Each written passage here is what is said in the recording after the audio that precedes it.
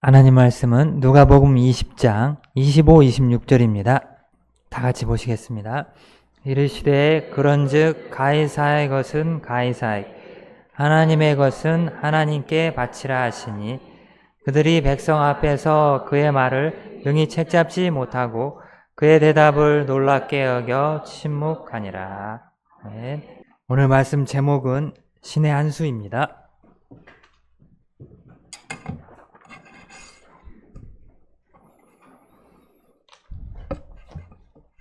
오늘 본문의 배경은 여전히 성전입니다. 예수님께서 성전에서 말씀을 가르치고 있을 때 서기관들과 대제사장이 찾아왔습니다. 그리고 예수님의 그 말을 꼬투리 잡고 비난할 틈을 얻기 위해서 질문을 한 가지 했어요. 근데 그 굉장히 빠져나가기 어려운 질문을 하나를 합니다. 그런데 그 질문은 사실은 자기들에게도 어려운 문제예요. 굉장히 풀기 어려운 난제였습니다. 그 질문을 해서 비난할 꼬투리를 잡기 위해서 질문을 한 겁니다. 그 질문은 어떤 질문이었냐면 22절에 보면은 이런 질문입니다. 우리가 가이사에게 세를 바치는 것이 옳습니까? 옳지 않습니까? 우리가 로마 황제에게 세금을 내는 게 옳습니까? 옳지 않습니까? 근데 이 질문은 이 당시에 어떤 대답을 내놔도 이게 꼬투리가 잡힐 수밖에 없는 질문이었어요. 빠져나갈 수가 없는 질문이었습니다. 왜냐하면 유대인들은 두 부류로 나눠져 있었습니다. 이 문제에 대해서. 한 부류는 로마 정책에 적극 찬성하는 부류가 있었습니다. 이 사람들은 기득권자들이었어요. 반면에 또 한 부류는 우리는 이방 군주에게 세금을 낼 수 없다. 그를 주인으로 인정하는 것은 하나님과 그를 동등한 위치에 두는 것이다. 라고 생각을 했습니다. 그러니까 부류가 두 개로 나눠져 있었기 때문에 예수님이 어떤 대답을 하건 사실은 한 부류에 의해서 비난을 살 수밖에 없는 그런 질문이었습니다. 근데 지금 현실은 어쩔 수 없이 강압에 의해서 세금을 내고 있는 형편이었단 말입니다. 그러면서 이런 질문을, 어려운 질문을 유대인들은 항상 가지고 있었습니다. 굉장한 난제였죠. 근데 이 서기관과 대제사장이 예수님께 그 문제를 질문한 거예요. 그러니까 그 주변에 모여있던 백성들이 얼마나 관심을 갖고 듣겠습니까? 뭐라고 대답할까? 그 질문에 대해서 뭐라고 대답을 할까? 얼마나 관심을 갖겠습니까? 어려운 질문이었기 때문에. 만약에 예수님께서 황제에게 세금을 내는 게 옳다, 내야 된다라고 대답을 하면 그건 로마에 대한 반역죄가 돼요. 그래서 즉시 사형이 가능합니다. 또 반대로 옳지 않다라고 할 경우에, 옳다라고 할 경우에 그걸 반대하는 유대인들에 의해서 또 비난을 살 수가 있습니다. 근데 예수님은 거기에 대해서 답변을 이렇게 하시죠. 세금을 내는 게 옳다, 그러다라고 답변을 하신 게 아니라 다른 답변을 하셨습니다. 데나리온 한 개를 가져와라. 그리고 여기에 새겨진 인물이 누구고 여기에 새겨진 글이 누구의 것이냐라고 질문합니다. 그때 사람들이 가이사의 것입니다 라고 대답을 합니다. 그러자 유명한 답변을 하시죠. 가이사의 것은 가이사에게 바치고 하나님의 것은 하나님께 바쳐라 라고 대답을 하십니다. 사실 이 대답을 물고 늘어지면 더 많은 반론이 가능한 대답이에요. 사실은 이 대답이.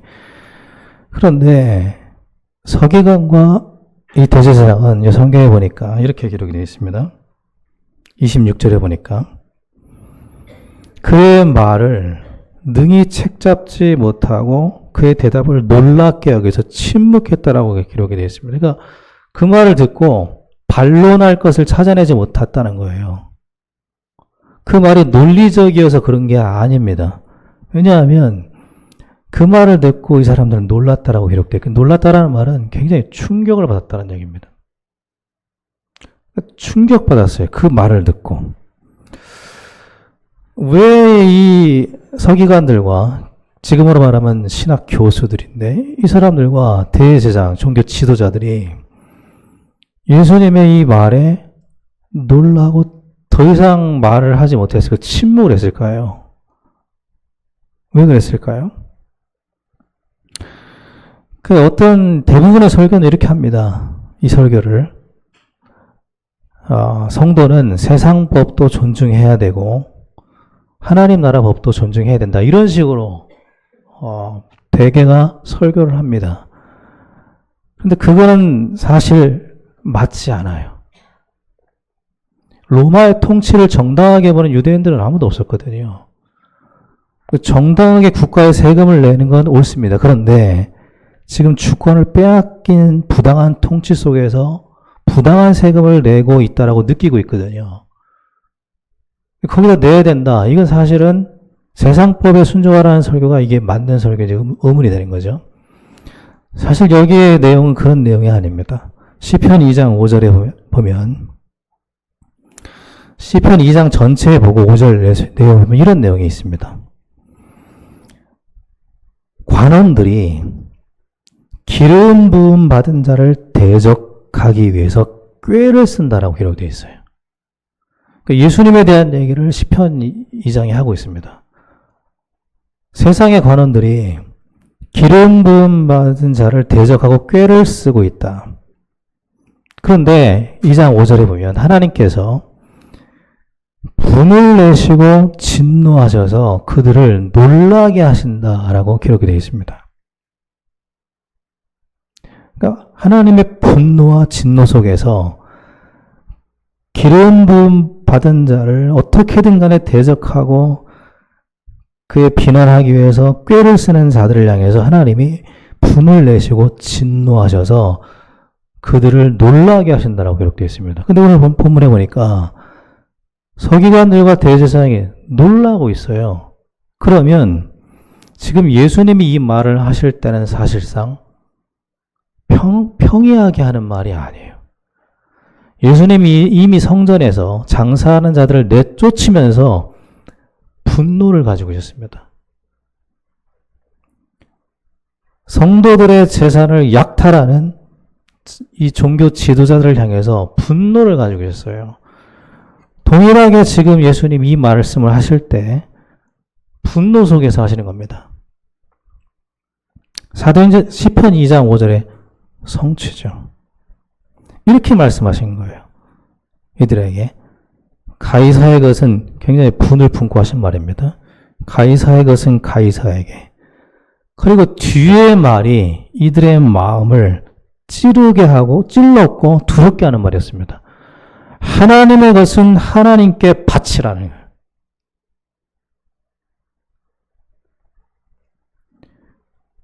그들은 그 말을 듣고 놀랐습니다. 마치 하나님이 자기들을 향해서 분노하시는 것처럼 놀랐어요. 왜 놀랐습니까? 그들은 가이사보다 더 더럽게 성전을 이용해서 강도처럼 약탈을 하고 있었거든요. 하나님의 것은 하나님께 바치라 이 말이 그들 마음의 정곡을 찔렀고 양심을 찔렀어요. 그렇게 안 하고 있었거든요. 하나님의 것을 하나님께 바친 게 아니라 하나님의 것을 이용해서 자기들이 이익을 취하고 있었거든요. 근데 마치 예수님이 하는 말이 하나님이 진노하고 분노하는 말처럼 권위 있게 들린 거예요. 그래서 그 앞에서 이 사람들은 놀랐다라고 기록되어 있습니다. 하나님의 것은 하나님께 바치라. 성전세를 거두면서 그 환전을 이용해서 막대한 이득을 취하고 있었습니다. 그리고 지금 예수님께 질문하는 이 서기관 대제사장, 이 사람들은 누구를 비난할 만큼 깨끗함을 가진 자들이 아니었어요. 자기들은 알죠. 사실 거기 모인 자들 중에서 가장 더러운 이득을 취하고 있는 자들. 사실은 가장 더러운 자들이었어요. 그러니까 이 사람들이 그런 말을 들으니까, 하나님의 것은 하나님께 바치라, 이 말을 들으니까, 마치 하나님의 자기들의 마음속에 하는 말씀으로 들리니까, 더 이상 논쟁은 무의미해요. 침묵합니다. 자기들의 본질을 꿰뚫고 있는 주님 앞에서, 하나님 앞에서 침묵하는 거예요. 자기들의 강도 같은 본질을 꿰뚫었거든요. 침묵할 수밖에 없었습니다. 예상하지 못한 예수님의 그 말씀에 서기관과 신학 교수들과 종교 지도자들이 놀라서 압도를 당하고 흐름은 뒤바뀌어 버렸습니다. 우리가 누구도 예상하지 못하고 너무 절묘해서 상대방을 압도하거나 흐름을 뒤바꾸는 결정적인 수를 바둑에서는 신의 한 수라고 합니다. 저는 우리의 삶을 볼 때, 우리 인생을 볼 때, 우리 인생에는 오늘 서기관과 대제사장들이 했던 질문처럼 자기들도 못 풀어요, 그 문제를. 우리를 빠져나가기 어렵게 만드는 그런 난제들, 어려운 문제들이 있을 거라고 생각합니다. 이게 어떻게 이 문제를 풀어나가야 될지 도무지 잘 모르겠다라고 생각되는 그런 문제들이 있죠. 어느 쪽을 선택해도 완전한 답이 될 수 없는 그런 문제들이 있습니다. 그런 문제들이 우리 지금도 있고 앞으로도 있을 겁니다. 계속 있어 왔고요. 사람들은 이 바둑판을요, 인생으로 비유합니다. 과학자들이 이런 계산을 했어요. 바둑을 둘 때 바둑돌을 둘 수 있는 경우의 수를 계산해 봤습니다. 바둑돌을 어디에다 둘 건지 그 경우의 수를 계산을 해본 겁니다.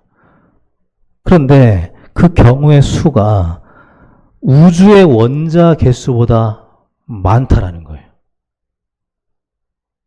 그 조그마한 바둑판 안에 수가요, 경우의 수가 우주의 별보다 많은 게 아니라 우주의 원자 수보다 많대요. 그래서 전 세계에 있는 모든 컴퓨터를 다 동원해서 계산을 해도 수백만 년을 다 돌려도 계산할 수 없대요, 그 수를. 그 경우의 수를 계산할 수 없답니다. 그러니까 그 경우의 수를 계산하는 게 불가능하대요. 바둑판 안에서 바둑돌을 어디에다 놓을 것인지에 대한 경우의 수를 계산하는 게 불가능하답니다. 그리고 바둑에서 최고 높은 단수가 9단인데 그 9단 중에 가장 많이 멀리 볼 수 있는 수를 가진 사람이 몇 수를 볼 수 있냐면, 누군가 바둑돌을 여기다 뒀을 때 내가 어디다 두면 이 사람이 어디다 둘 것인지 계산하는 게 수거든요. 근데 9단 고수가 최고로 많이 볼 수 있는 수가 100수 정도 된다. 100수. 그 너머의 수는 전혀 알 수가 없는 거예요. 그 너머의 수는. 몇 년 전에 그 인공지능 알파고하고 세계 1위 바둑 기사인 이세돌하고 바둑을 뒀죠. 이세돌이 알파고에게 3번을 졌습니다. 그 4번째 게임이 진행 중일 때 역시 알파고가 이길 확률이 80%였어요. 그 중계를 보고 있던 전 세계의 프로들이 이렇게 얘기했습니다. 수가 안 보이네요. 이거 수가 없어 보입니다. 그때 이세돌이 그 유명한 78번째 수를 두거든요. 78수. 그 수를 딱 두자 전 세계에서 그 바둑 대결을 보고 있던 프로 구단들이 이렇게 외쳤습니다. 아, 신의 한 수네요. 이렇게 아름다운 수는 본 적이 없습니다. 그 한 수를 넣었을 때 그 전까지 80%로 이길 확률을 가지고 있던 알파고의 이길 확률이 0.007%로 떨어졌어요. 한 수로. 그러니까 그 신의 한 수라고 불렀거든요. 그 신의 한 수로 판이 역전된 거예요. 그 전까지 그 수를 전 세계의 프로 기사들이 누구도 예상하지 못했습니다. 그런 수가 있을 거라고는 예상을 못했어요. 그 수를 두니까 다 놀라서 신의 한 수라고 얘기한 거예요. 여러분, 성경에 하나님의 수에 대한 말씀이 있는 거 아십니까? 하나님이 수가 많다라는 말씀이 있는 거 아세요? 바둑 들 때 수가 많다라는 표현을 하잖아요. 수를 둔다고 표현하잖아요. 근데 성경에도 하나님이 수를 가지고 계신다고 표현합니다. 시편 40장 5절 말씀 보겠습니다. 한번 볼까요? 시편 40장 5절. 이게 다윗의 고백이에요.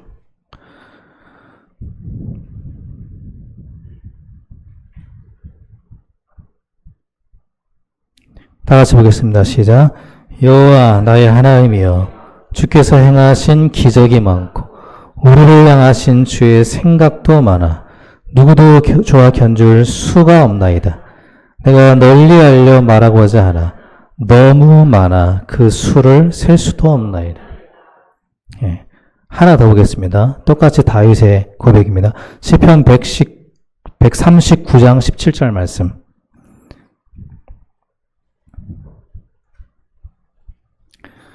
시편 139장 17절 말씀. 다 같이 보겠습니다. 시작. 하나님이여, 주의 생각이 내게 어찌 그리 보배로운지요. 그 수가 어찌 그리 많은지요. 예. 하나님의 수가 너무 많아서 파악할 수가 없대요.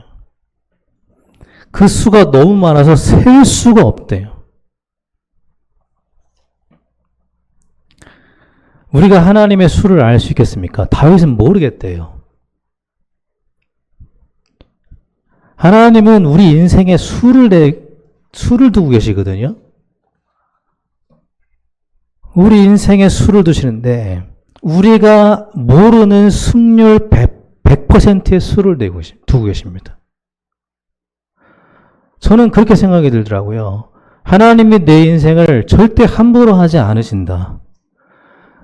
우리가 자녀의 인생을 함부로 하지 않듯이 얼마나 많은 신경을 씁니까? 자녀를 위해서요. 거의 내 모든 걸 바쳐서 자녀 신경 쓰잖아요. 하나님이 우리 인생의 한 수 한 수를 둘 때마다 그냥 두시는 게 아니라는 생각이 들었습니다. 그야말로 한 수 한 수가 신의 한 수인 거예요. 그냥 대충 두시겠습니까? 하나님이? 우리 인생을요? 아, 네 인생 대충 여기다 놓게. 그렇게 하시겠습니까? 오늘 우리의 삶이 하나님이 대충 둔 수겠습니까? 저는 아니라는 걸 알았어요. 하나님은 우리 인생을 위한 가장 좋은 수를 오늘 두고 계신다. 한 수 한 수 그렇게 하고 계신다. 근데 문제는 이겁니다. 그 전까지 모든 상황이 패배처럼 보인다라는 거예요. 빠져나갈 구멍이 없는 것처럼 우울하게 보입니다. 너무 절망스럽게 보인다라는 거예요. 내가 과연 여기서 벗어날 수 있을까라는 의문이 든다는 겁니다. 그러면서 살기 싫어질 수도 있다라는 겁니다. 그런데 성경은 아니라는 거예요. 우리가 알지 못하는 가장 좋은 수를 하나님이 두고 계신다는 겁니다. 우리를 위한 수를 두고 계신다는 거예요. 우리 인생의 한 수 한 수 한 수가 하나님이 두시는 정말 그야말로 신의 한 수인 줄 믿습니다. 우리는 하나님의 수를 다 이해할 수가 없습니다. 그래서 우리에게 필요한 것은 하나님에 대한 신뢰예요. 오늘 하나님이 우리 인생에 최고의 수를 두셨다라는 신뢰입니다.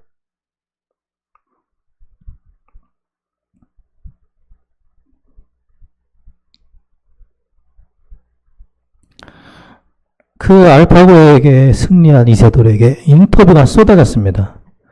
그때 이 이세돌이 이렇게 말을 했어요. 정말 바둑두기를 잘한 것 같습니다. 라고 얘기를 하더라고요. 저는 우리 모두가 특히 너무나 힘들어서 살기 싫다라는 마음에 들고 있는 그런 성도가 있다면 내가 살길 정말 잘했다. 이런 말을 하게 되길 바랍니다. 내가 정말 인생을 포기하지 않고 끝까지 살기를 잘한 것 같습니다. 하나님이 내 인생의 한 수 한 수를 나는 이해하지 못했지만 정말 최고의 수를 두고 계셨군요. 이런 고백이 나오길 바랍니다. 우리는 요셉의 이야기를 보면서는 알아요. 뭘 합니까? 하나님께서 요셉의 인생에 두신 한 수 한 수가 정말 최고의 한 수였구나. 다윗의 이야기를 보면서는 알아요. 그 수가 얼마나 놀라운지. 그런데 우리의 인생에 대해서는 잘 모릅니다. 그게 끝이 아니에요. 하나님은 우리의 인생도 한 수 한 수 최고의 수를 두고 계십니다. 우리 인생의 오늘은 신의 한 수인 줄 믿습니다. 여러분이 만약에 그 모든 걸 이해하려고 한다면 교만하게 하나님과 동등해지려고 하는 거예요. 하나님과 같아져야만 하나님을 이해할 수 있는 거예요. 내가 이세돌과 같아져야 이세돌이 두는 수를 이해할 수 있죠. 이제 시작한 사람이 어떻게 이세돌의 두는 수를 이해합니까? 동급이 돼야만 이해할 수 있는 거잖아요. 우리가 어떻게 하나님의 모든 걸 이해합니까? 하나님이 주신 수를. 왜 우리를 이렇게 했습니까? 왜 우리 삶이 이럽니까? 왜 이런 문제였습니까? 이스라엘 백성들을 불평불만만 했습니다. 하나님이 어떤 수를 두고 계신지 몰라서 그랬어요. 믿음이 없었습니다. 하나님은 우리에게 믿음을 요구하셔요. 나를 신뢰해달라는 거예요. 내가 가장 좋은 길로 내 아들을 바쳐서 너희를 구원하고 그 정도로 너희를 사랑하고 그 정도로 너희들을 인도하고 있다. 그럼 나를 좀 신뢰해달라. 오늘 우리의 상황은 하나님의 실수가 아니라는 겁니다. 절망이 아니라는 거예요. 하나님이 두신 한 수라는 겁니다. 신의 한 수라는 거예요. 그래서 우리에게 필요한 것은 이해 이전에 하나님에 대한 신뢰예요. 그러면 하나님이 두시는 최고의 수가 뭐겠습니까? 성경에서. 하나님이 두신 최고의 수는 뭐겠습니까? 예수 그리스도죠. 예수 그리스도라는 수를 딱 주셨어요. 그 한 수로 이 세상 모든 문제를 끝내셨습니다.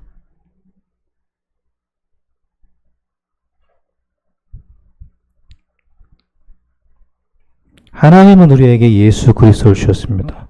자기 자신을 주신 거예요. 자기 자신의 죽음을 최고의 한 수로 두신 겁니다. 그런데 그걸 하찮게 여기거나 잃어버리고 너무 지극히 작은 것을 여기고 모르고 사는 성도가 너무 많다는 겁니다. 이 가치를 모르고요. 그래서 예수님은 그 가치를 아는 것이 충성이다라고 얘기하는 겁니다. 예수님을 두신 것이 하나님의 최고의 수라면 이걸 좀 다르게 말할 수 있습니다. 우리가 적용하기 좋게 하기 위해서 이렇게 말할 수 있어요. 예수 그리스도는 하나님의 말씀이라고 그랬죠. 그래서 하나님은 우리에게 예수 그리스도라는 수를 두셨다라는 말은 하나님은 말씀을 최고의 수로 두셨다는 말과 같은 말이에요. 하나님은 우리 인생의 최고의 수를 말씀으로만 두십니다. 말씀으로 두셔요. 내 인생의 수가 뭔지 알려면 하나님의 말씀을 듣는 것밖에 없습니다.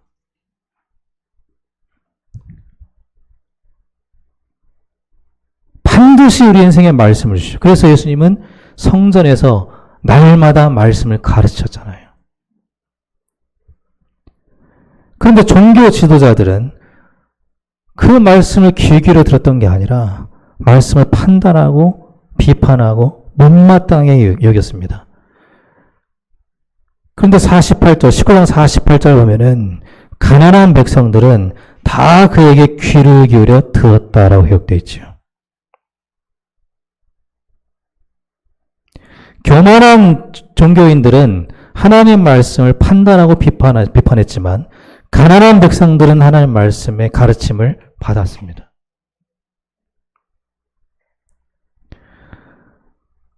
가난한 성도들이 되길 바랍니다. 하나님 앞에서는 가난해져야 돼요. 하나님이 절대 필요로 느껴져야 됩니다. 하나님 말씀에 대한 필요가 가득해야 돼요. 세상 앞에서 맨날 비굴하게 가난한 자처럼 살아가는 그런 비겁한 인생이 아니고 세상 앞에서는 풍요로운 자로 충만한 자로 살아가야 되는 거죠. 그리고 하나님 앞에서 어떻게 됩니까? 항상 말씀에 갈급한 자로 살아야 되는 거죠. 하나님은 절대 혼자 독단적으로 일을 진행하지 않으십니다. 반드시 우리에게 말씀을 주시죠. 그런데 우리는 하나님이 주신 말씀을 이해하지 못할 때가 있습니다. 많습니다. 이렇게요. 아니 도대체 하나님 지금 주시는 말씀이 나의 이 상황과 무슨 관계가 있단 말입니까? 아니 현실이 이렇게 어려운데 도대체 하나님 주신 언약이 무슨 다 소용이 있습니까? 이게 이스라엘 백성들이었습니다. 지금 내 상황에 필요한 수는 이 현실 문제 해결되는 겁니다. 라고 외쳤습니다. 이 상황에 맞는 수를 두신 게 맞습니까? 의문을 품었습니다. 그리고 하나님의 말씀보다 사람의 말에 더 귀를 기울였어요. 그래서 10명의 정탐꾼의 그 말을 듣고 전 백성이 통곡하고 울었습니다. 사람 말 듣고요. 하나님의 말씀 듣지를 않았어요. 왜 그렇습니까? 사람 말은 훨씬 현실적이거든요. 하나님 말씀 이해가 안 되는 거예요. 도대체 이 상황과 무슨 상관이 있단 말입니까? 성경은 이렇게 말합니다. 성도에게 지금 필요한 것은 상황에 맞는 하나님 말씀 이해가 아니라 하나님 말씀에 대한 신뢰다. 지금 주시는 그 말씀, 지금 하시는 말씀이 지금 내 인생을 향한 우리 교회를 향한 가장 정확한 말씀이다 라는 신뢰가 필요하다는 겁니다.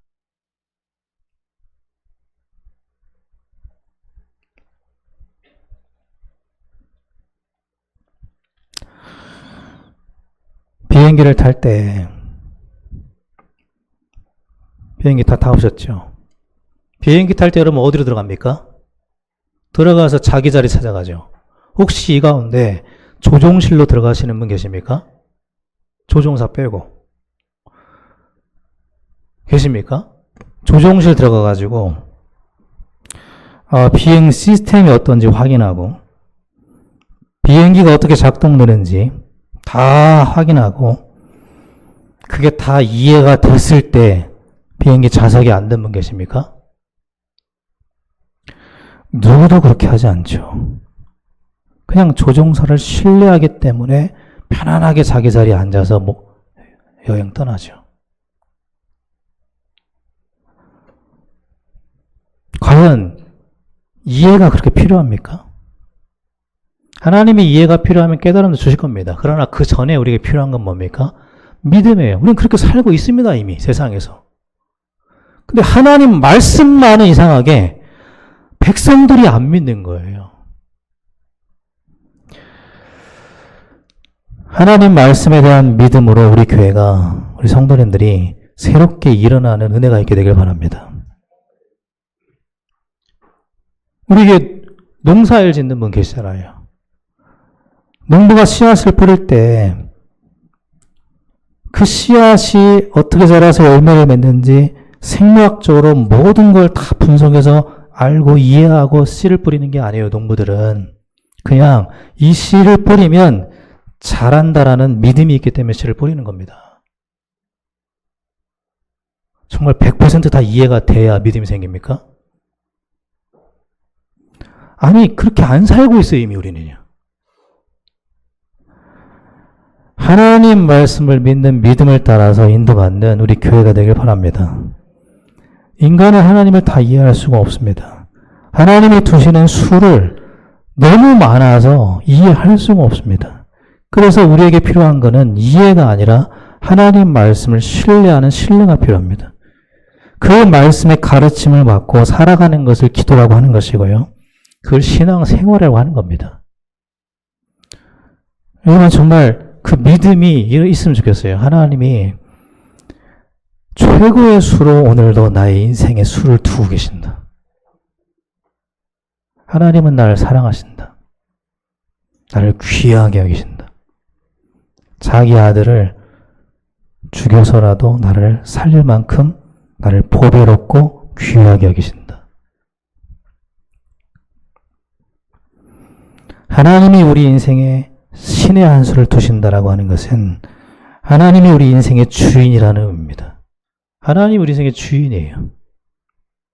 우리가 함께한다는 의미합니다. 예레미야 18장 6절 말씀을 보니까 이렇게 기록되어 있습니다. 마지막으로 한번 볼까요? 다 같이 예레미야 18장 6절.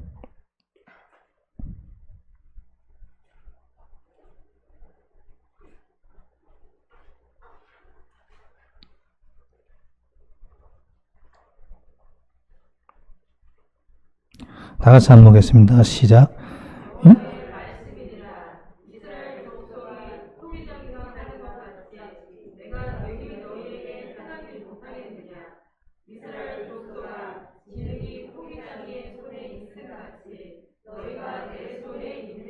네.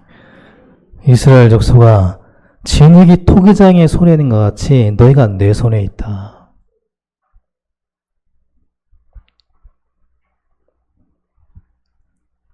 우리가 하나님의 손에 있다라는 겁니다. 그 손으로 한 수 한 수 우리 인생을 두고 나가신다라는 거예요. 한 수 한 수. 그리고 그 수를 둘 때마다 하나님은 말씀을 주신다라는 거예요.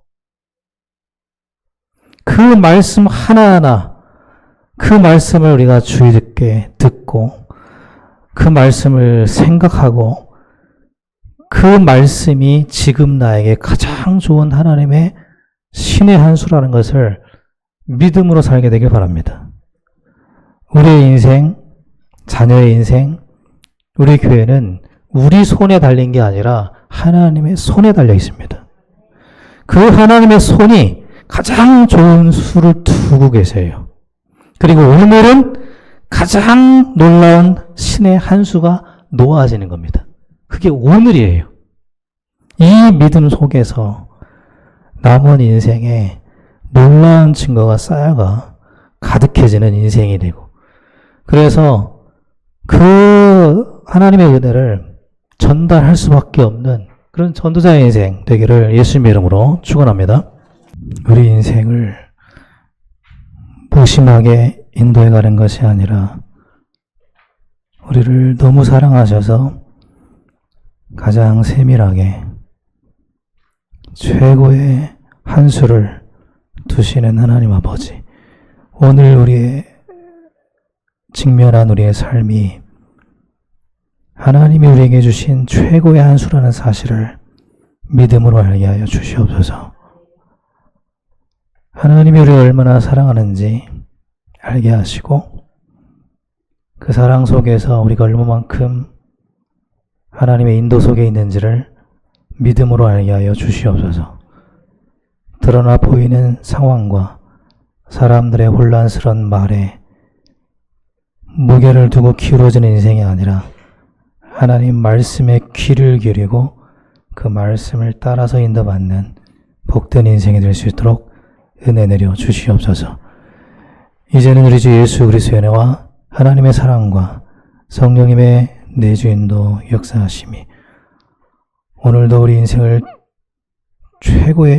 최고의 한 수를 두시는 그 하나님을 신뢰하는 믿음으로 가장 복된 하루를 살아갈 우리 모든 성도들과 흩어져 있는 모든 성도들 머리 위에 지금부터 영원까지 항상 함께 있을지어다. 아멘.